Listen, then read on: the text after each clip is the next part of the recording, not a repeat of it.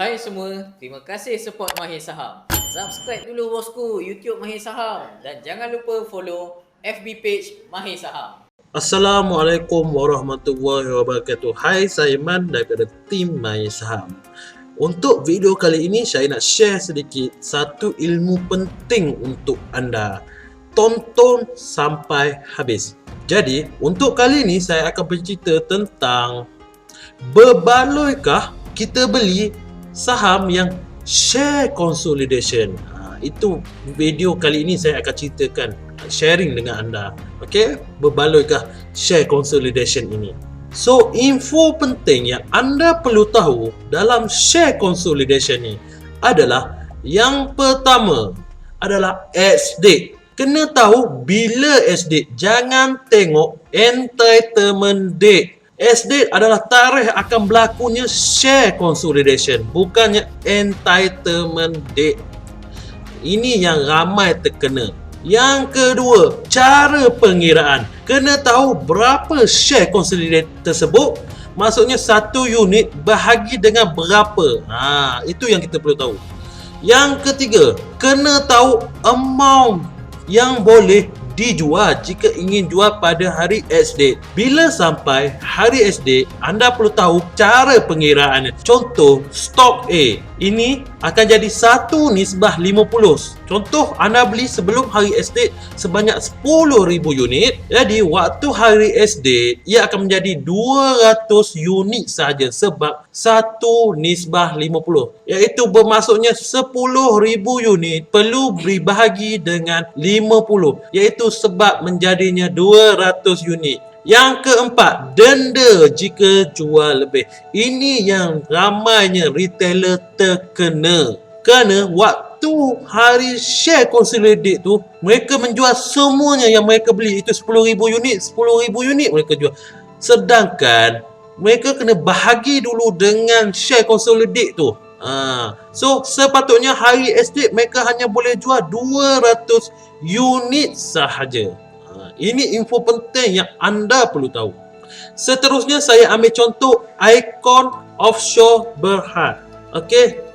Macam saya cakap di awal berita tadi, kita kena tengok ex-date bukan entitlement date. Ramai yang terkena kat sini. Kalau kita tengok di news Icon ni, entitlement date and time 23 hari bulan 1 2025 petang. Dan kat bawah tu ex-date 22 hari bulan 1 2020. So kat sini kita sepatutnya kena faham hari berlakunya share consolidation adalah pada 22 hari bulan 1 2020. Jangan pandang terus entitlement date tersebut. Yang kedua, jumlah consolidate. Kat sini kita boleh tengok kat mana entitlement detail. Share consolidation of every 50 existing ordinary share. So kat sini adalah 1:50.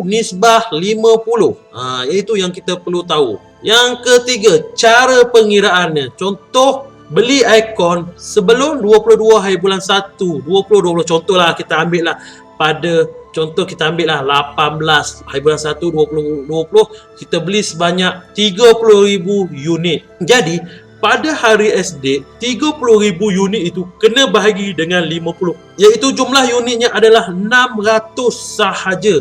Bukannya pada 22 hari bulan 1 2020 anda jual 30,000 unit. Anda boleh jual hanya 600 unit.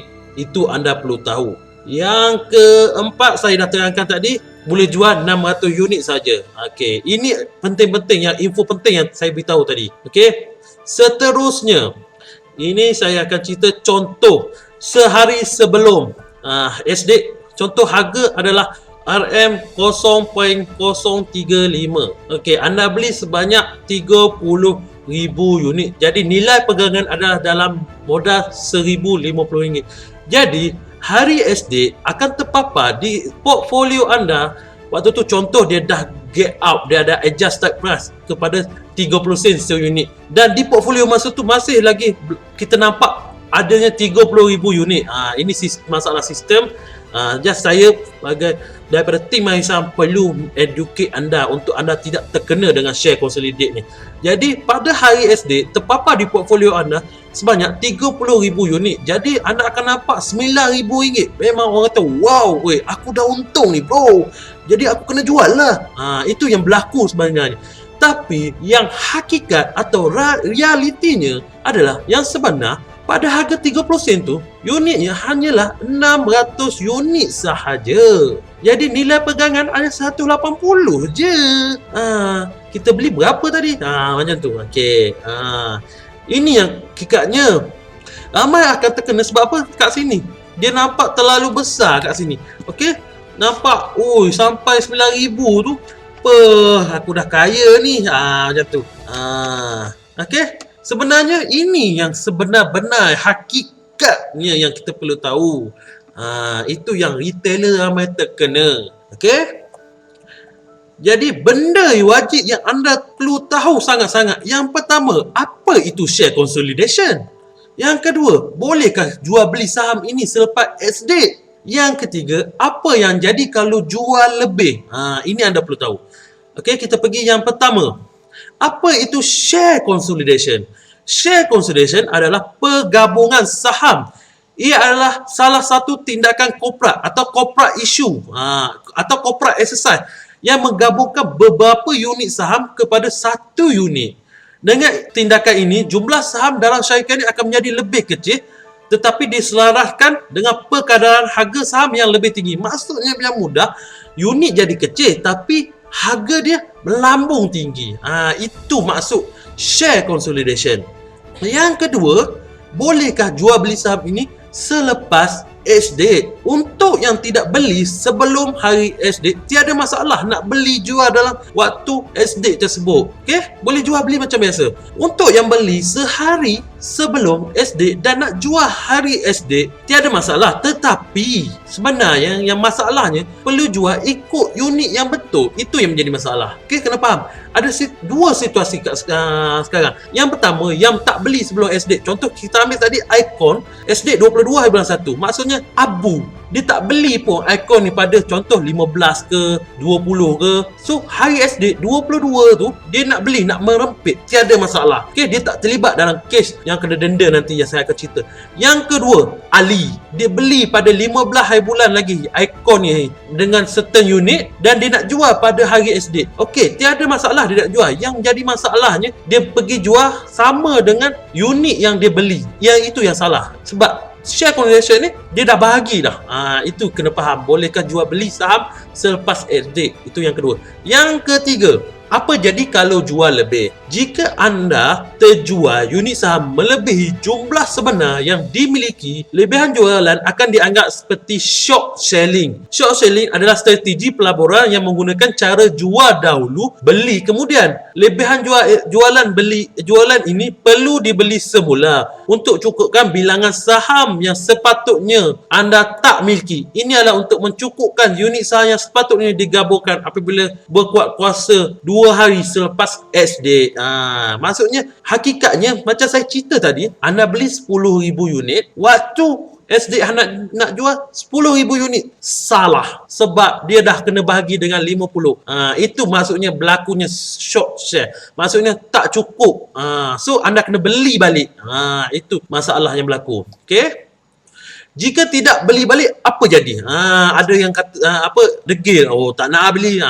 Okey? Maksudnya anda terjual tadi, macam contoh hari ex-date, anda beli sebelum ex-date 10,000 unit, waktu ex-date anda jual juga 10,000 unit. Okey, sepatutnya tak betul lah. Sebab apa? Anda boleh jual selepas bahagi 50, berapa unit saja anda boleh jual.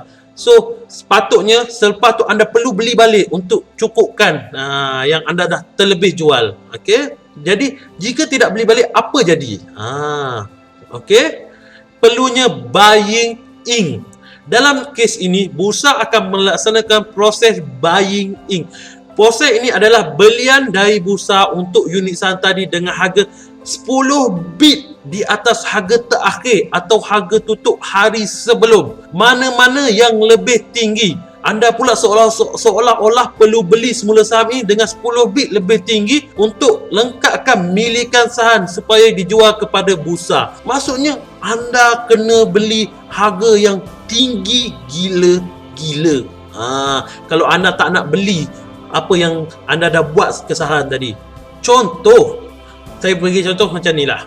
Anda beli pada harga 3 sen setengah, okey? Itu sebanyak 30,000 unit, dan anda jual pada harga 30 sen sebanyak 30,000 unit juga. Jadi jika kita lihat kat sini, memang sebab orang dah ramai mata waktu ni. Sebab apa? Beli 3 sen setengah, jual 30 sen, profit 7,950 kot. Siapa tak nak? Kan? Free untung. Sebenarnya unit yang boleh jual adalah 600 unit saja. Itu yang terlebih tadi. Okey, bila terlebih, jadi sepatutnya daripada 30,000 unit tu anda sudah short sebanyak 29,400 unit. Okey, sebab apa? Daripada 30,000 unit ni kena bahagi dengan 50, saya cakap tadi, hanya 600 unit saja. So daripada 30,000 unit ni anda dah short sebanyak 29,400 unit. 29,400 unit ni anda perlu beli serta-merta. Jika anda tidak beli balik, anda akan dikenakan denda. Okey, kalau ini cerita anda tak nak beli balik, dendanya adalah untuk 29,400 unit ni perlu dibeli pada harga tersebut tutup campur dengan 10 bit. Contohlah saya ambil mudah, closing hari itu adalah 40 sen. Dengan tambah 10 bit, jadi anda kena beli pada harga 45 sen. Okey. Saya buat pengiraan. Pada harga 45 sen, anda perlu darab dengan unit yang short tadi sebanyak 29,400. Jadi nilai yang perlu anda beli adalah sebanyak 13,230. Tadi saya cerita tadi, ni anda jual. So ada profit 7,950, betul? Okey, sebenarnya bukan. Okey, so kat sini saya nak tunjukkan. Ingat balik, waktu jual tadi ada profit 7,950. Jadi sebenarnya kita loss sebanyak 5,280. Macam mana nak kira? Kita kena kira balik yang kita kena beli denda ni sebanyak pada harga 45 sen setengah ni ada sebanyak 13,230, dan tolak balik dengan yang kita rasa profit tadi 7,950. So rugi anda, kerugian kerana tersalah jual adalah sebanyak 5,280. Besar ni kalau kita tak tahu benda yang sepatutnya. Okey, bagaimana ingin tahu share consolidation? Dia ada dua tempat. Yang pertama, cek di platform. Untuk M+ sendiri, bila anda login di handset saja, dia akan keluar satu notification, dia akan beritahu alert-alert yang terbaru, ada share consolidation ke, right issue ke. Dia akan, sebelum anda nak tengok market tu, bila anda login je, dia akan keluar satu kotak, dia akan beritahu share consolidation apa. Itu salah satu untuk cek. Okey. Yang kedua, anda boleh pergi ke bursamalaysia.com untuk tengok info-info yang terbaru. So saya sudah share ini. Saya harap selepas ini tiada lagi yang terkena dengan share consolidation ni. Okey.